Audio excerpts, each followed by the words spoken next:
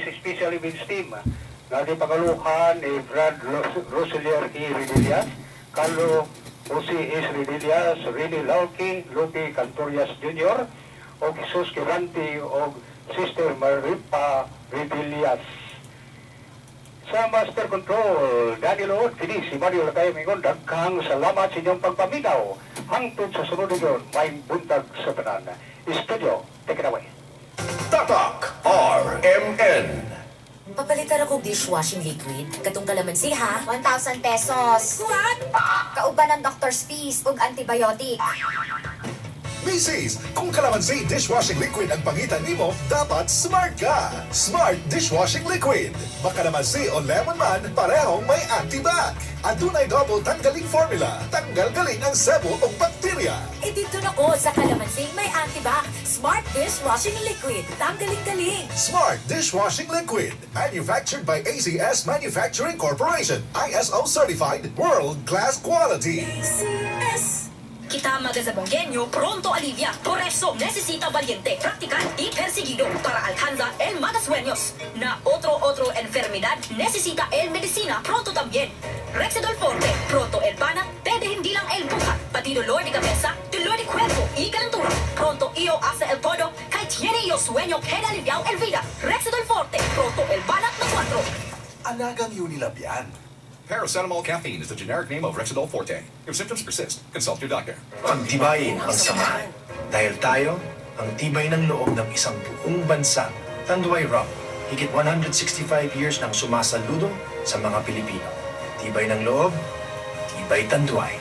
Drink responsibly. Trabaho ang trabaho ni Joel Testaman. Sa tulong trabaho ni Joel Villanueva, marami ang nabigyan ng trabaho. Mga bagong graduates mabilis magkatrabaho dahil sa first-time job seekers assistance law ni Joel Villanueva. Trabaho ang trabaho. Kahit work from home, buo pa rin ang sweldo dahil sa work from home law ni Joel Villanueva. Trabaho ang trabaho ni Joel Testaman. Joel Villanueva para senador. Political advertisement paid for and by Emmanuel Joel Jose Villanueva, 101 MacArthur Highway, Unlo, Bukawi, 3018. Ito ang DXDR 981 sa Dipolog City. Basta balita ang serbisyo publiko. Tatak RMN.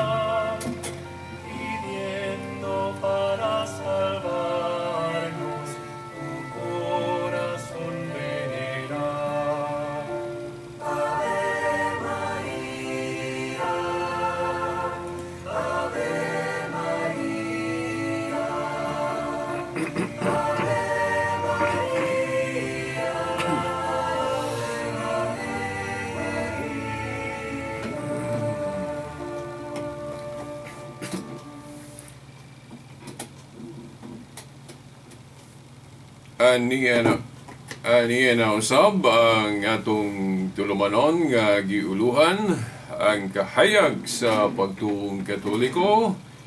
Uban gihapon niining ubos ninyong alagad sa mong tulumanon, Silver Dondoyano Senior alias Veritas. Okay, sa gihapon, no? Niining atong sugat karon, no, sa pagkabanhaw, no, sa atong paghandom sa pagkabanhaw sa atong Ginoong Jesucristo. Niya gihapon, no, ang atong mga kauban sa technical side, si kasamang radyoman Danny Luod, si kasamang radyoman Tax Ilumba, o sa gawas di ay pag-abot yun nato diri, nakita din nato ang isa pa nato kahigala. Radyoman gihapon, no? Dinhi sa Armen Dipolog, kasamang radyoman iyon Ilumbaring, o mga gihapon, no? Atong unang o pasiunang pagtimbaya, no? Sa atong amahan dinhi sa atong istasyon, ang atong station manager, si kasamang radyoman Edgar Dagumo, uban na yun sa iyang mga kaubang mga radyoman dinhi nga tibuok yun staff dinhi sa maong istasyon. o atong pagyukbo sa atong amahan sa atong diocese, no? Ang atong obispo, Most Reverend Severo Kahermari, nga maogyoy nag-preside, no, sa atong Santos nga misa, nga no, Santos nga misa nga pagselebrar usab, no, sa atong gisaulog ron pagkabanhaw Easter Sunday. Atong pagyukbo, no, sa atong obispo Most Reverend Severo Kahermari uban sa mga kaparian nga mialayon kaniya sa pagpangamahan dinhi sa maong nga diocese. Sa mga pananglit sa atong spiritual director sa grupo, no, sa CFD, Diocesan Spiritual Director, Bible Director, Reverend Father Ramil Curung, Reverend Father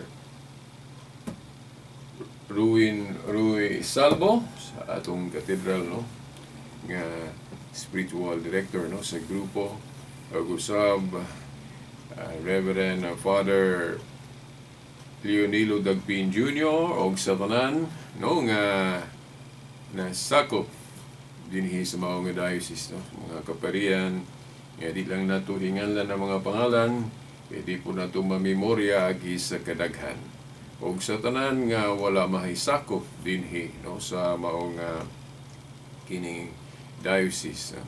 O akong bagyok usab kaninyo nga mga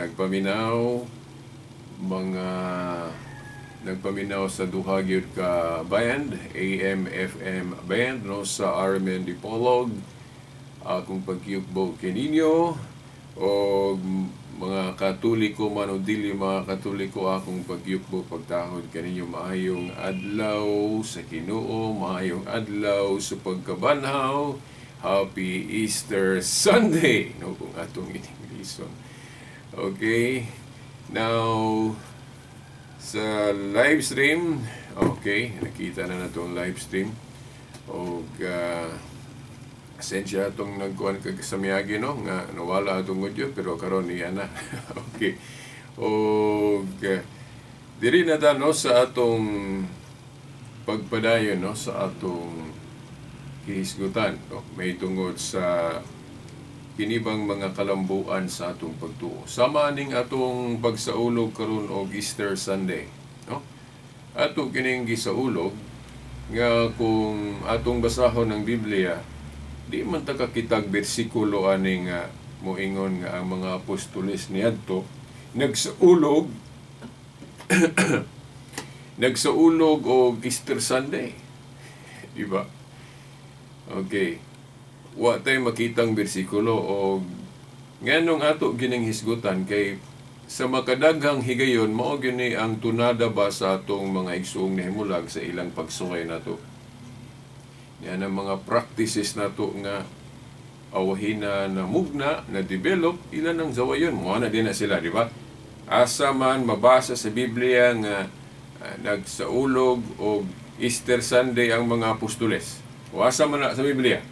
Kasi nang maingon, asa man na mabasa sa Biblia nga garusaryo ang mga apostoles. Di modo kung dili na mabasa, di ta kakitag bersikulo ana, conclusion dayon nga ang Katoliko dili matuod nga iglesia. Tungod anang mga kalambuan ba. Vice-versa, kung ato po nang gamiton nga argumento, batok nila, makaingon punta nga, oy, dili lang kaming mga Katoliko ang maigo, anak kamusab maigo, kay daghan man pud mong gipangbuhat karon nga wala panahon sa mga apostoles, di ba? I-review nato pananglit. Kung magsangyaw sila, magsangyaw mo pinagi sa radyo, pinagi sa telebisyon, pinagi sa internet, uy, wala pa man na panahon sa mga apostoles, wala man sila magbuhat, anak, kay wala pa man na sa ilang panahon. Sabton ba pud nato nga nasayo pud mo, naigo pud mo, kay na mamoy gipangbuhat nga wala pa po buhat na panahon sa mga apostoles, kay lagi maglambo man gyud na. Di ba? Niya ang sita sa Biblia nga ato gyung gihawiran nga dili supak sa ebanghelyo ni Kristo, dili supak sa gospel sa atong Ginoo kanang mga kalambuan. Katong sa Juan 14:12, sa dihang nag-ingon ang atong Ginoong Kristo, kinsa tong buot mo sunod kanako o mahimong akong tinun-an, maghimo sa akong gibuhat o maghimo siya labaw pa niini. No? Labaw pa niini. So mao na nga dili nato so ayon ang Katoliko kung naglambo siya. Kay bisan gani kamo galambo mo pud mo. Daghan man pong gipangbuhat nga wala pa pud buhata panahon sa mga apostoles. No? Kini nga atong gihawiran nga Biblia ron, di ba? Naa man ni bag-o o daang kasabutan. O bitaw gitawag og Bible kay the word by means duha. But pasabot anang by duha. Kanang duha nagtumbok na sa daan og bag-ong kasabutan. Mo na Bible. Di ba? Nya panahon sa mga apostoles ato naman ning nahisgutan, wala man sila Biblia nga para sa ning ato aron nga naay kumpleto na gyud nga compilation sa Old ug New Testament. Sa ato nang naingon nga panahon sa mga apostoles kadtong ilang kasulatan sa una, Old Testament pa lang. Di ba? Ang ilang New Testament wa pa masuwat. Away naman nasuwat sa mga apostol ang New Testament. Wa pa gid magparehas og tuig. Di ba? Nya wa pa pod ma-compile. Unya wa pa pod deklara pila kabasahon ang New Testament. Nga kung ato ra bang subayon ang history, dili ra ba kay kana rang 27 books lang ang gisulat sa mga Kristiyanos pagkadaghang basahon gisulat sa mga Kristiyanos. Dayon gihashasa na, gipilian na sa mga authorities. Pamilayang authorities, mga obispo. Sila mao'y nagpili, naghasas unsa sa New Testament ang kanang tawgo na tog inspired word of God, written word of God. Niya wa man na mahimo panahon sa mga apostoles, no? Niadtong unang council sa iglesia, sa Council of Jerusalem. Dili na itong mabasa nga ang mga apostoles nagdeklara pila kabasahon ang New Testament. Wa sila magdeklara na. Di ba? Dayon sumala sa history, kinsa man ang nagdeklara, kinsa man ang canonize, nag-ingon nga, oy, kinirang 27 books lang ang inspired word, written word of God sa New Testament. Kisa may gaingon na mga konsilyo sa mga obispo sa mapanangit atong Council of Rome 381 AD, Council of Hippo 393 AD, gidasunan po sa Council of Carthage 397 AD. Puros na mga council nga Katoliko, mga obispo ang council na. So kung walay authority, walay gahom ang mga obispo sa pagdeklaraan na, nganong nituo man pod mong mga dili Katoliko ron. Ang mga igsuon natong nahimulag, ang mga igsuon natong nibiya sa ilang pagkakatoliko. Nganong nituo mo nga New Testament lang ang inspired written word of God sa New Testament, sa bagong tugon. Nganong nituo mo ana nga wala man mag-ingon ng mga apostol ana. Di ba? Nituo ta tungod sa otoridad niining mga tawhana nga nganong mutuo ta. Dito na gikuha na to ang bersikulo ana sa Mateo 18:18. Katong nag-ingon ng Ginoo sa iyang iglesia, particularmente katong mga leaders, katong gipang-authorize niya nga magmando diya sa iglesia, mga apostoles, iyang giingnan, ang inyong idili diri sa yuta, idili nako sa langit. Ang inyong itugot, itugot. O kana nga authority gigamit na sa mga apostoles niya itong gadili sila og nagtugot sa Council of Jerusalem. Di ba? Sa karaang kasabutan, dili man paapilon ang mga hentil. Unya kinahanglan yung tulion ang magpasakop sa iglesia. Unya ilan ang giusab, ilang gibag-o sa New Covenant kuno, pwede na masakop ang hintil. Dili na obligado ang mga hintil nga tulion kung magpasakop sa iglesia o kung atong ayuhon pag yun o tuon ang New Testament, ilan ang giilisan o kanang bautismo, kinang entrance sa kingdom, matod pa ni St. Paul sa Colossians chapter 2 verse 11 to 12. Diba? Diya.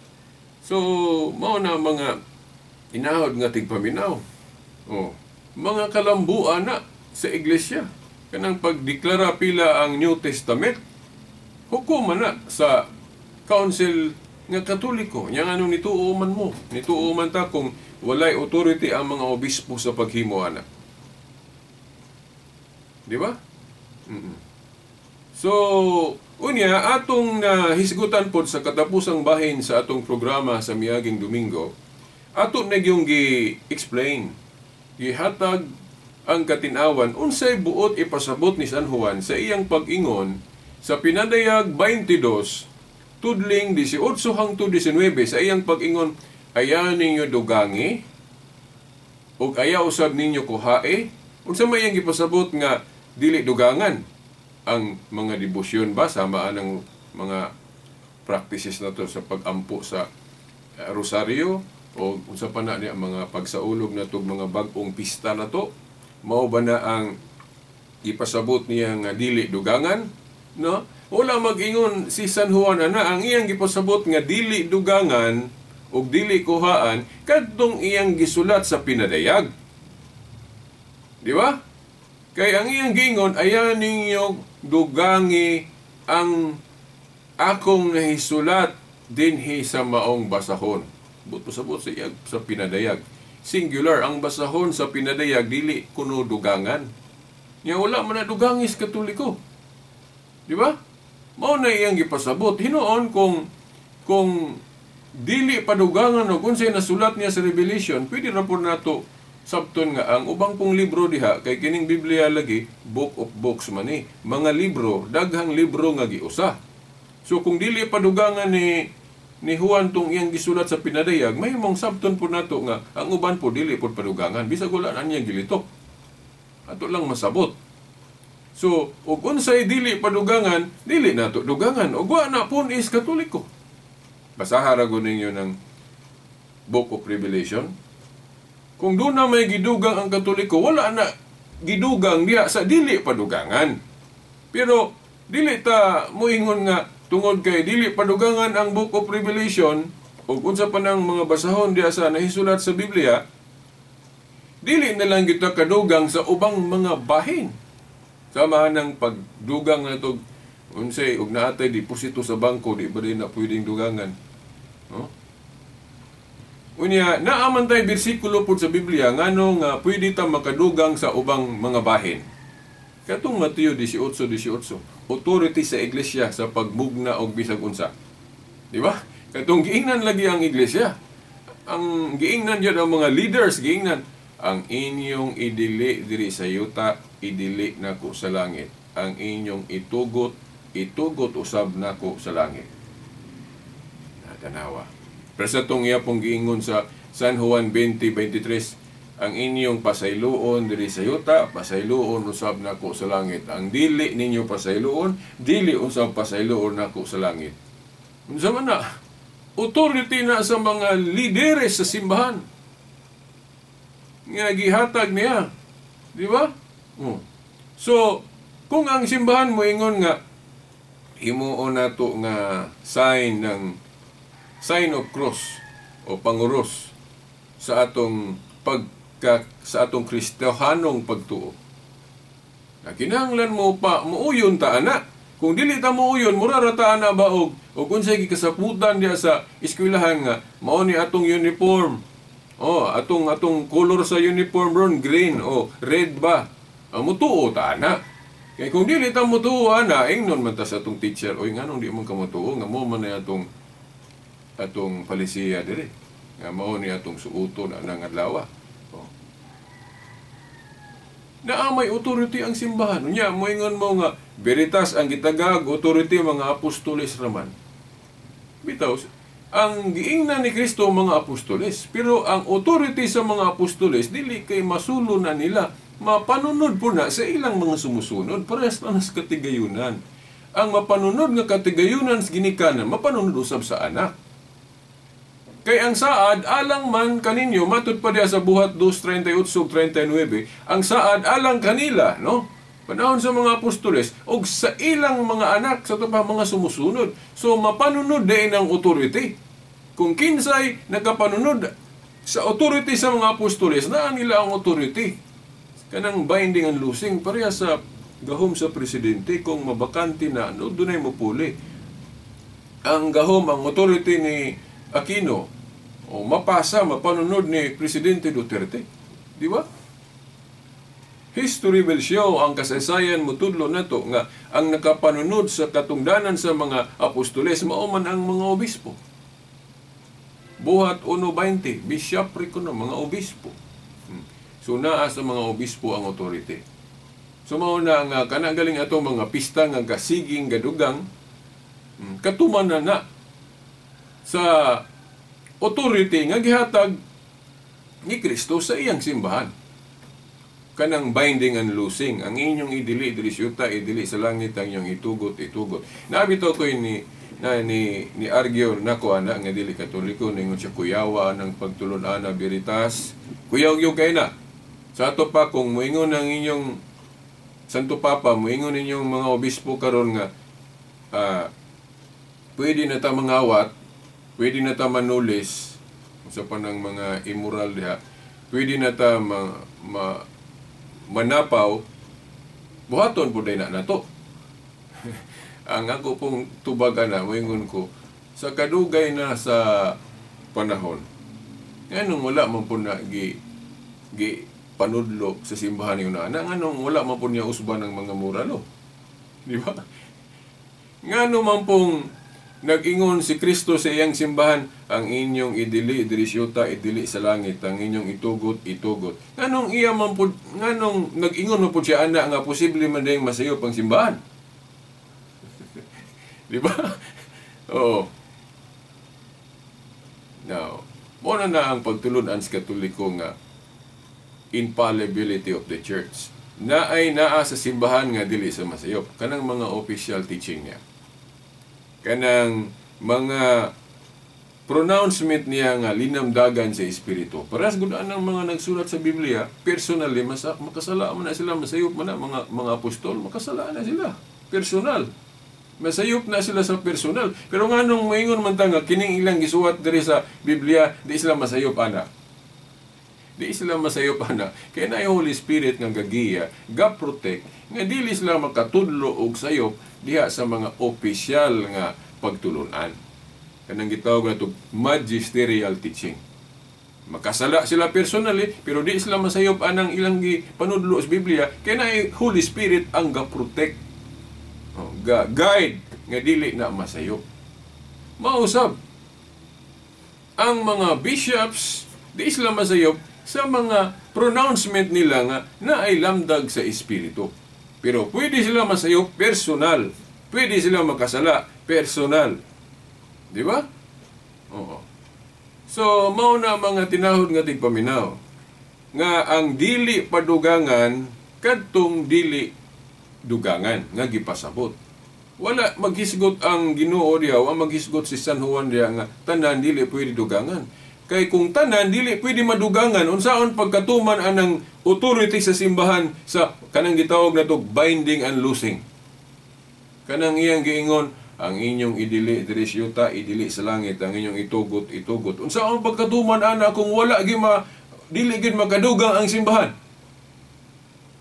Di ba? Saan pagtuman ana? So, mao na ang gitudlo sa Katoliko nga naay pwede dugangan. Ang simbahan nga tinuod pwede makadugang og debosyon sama anang magrosaryo, mga pista na toron kanunay nga daghan, pagpasidungog mangguna sa mga santos. Kay sa Biblia go na may instruction nga ituboy ang mga mapaubsanon. Unsa may but pasabot ana, pasidunggan ang mga mapaiubsanon. Unsa man ang mapaiubsanon, treat na kinaiyan as mga santos.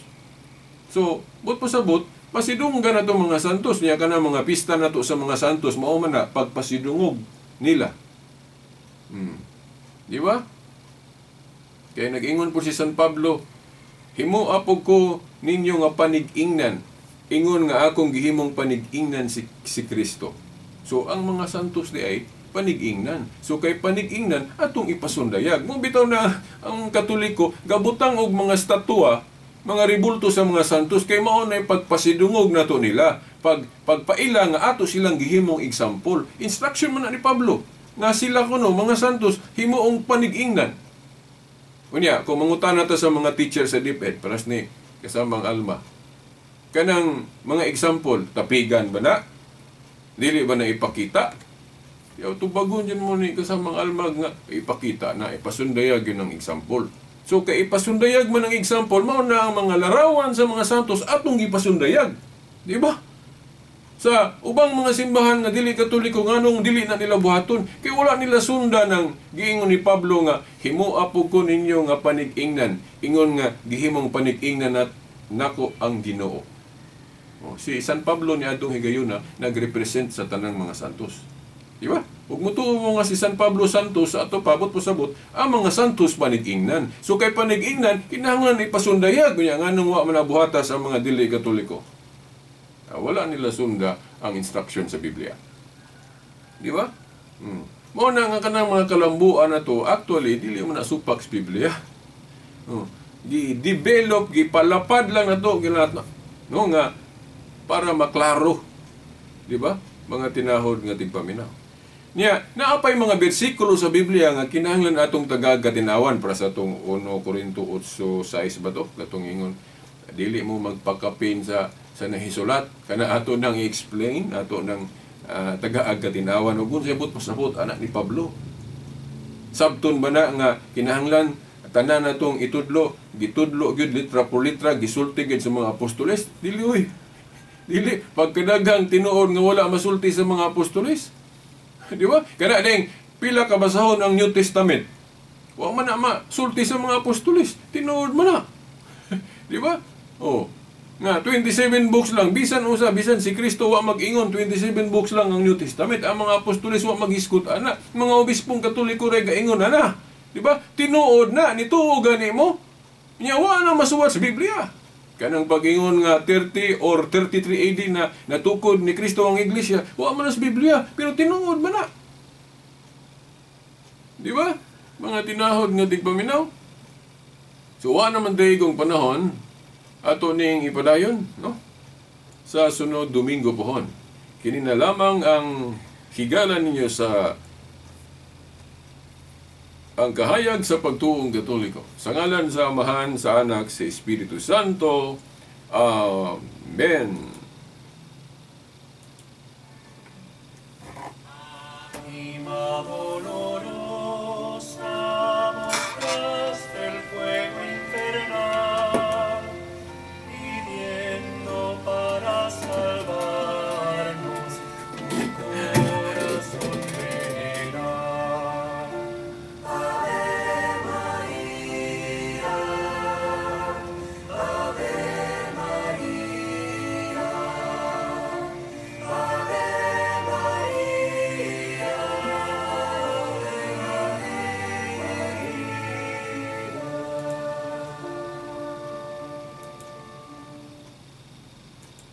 Tatak RMN.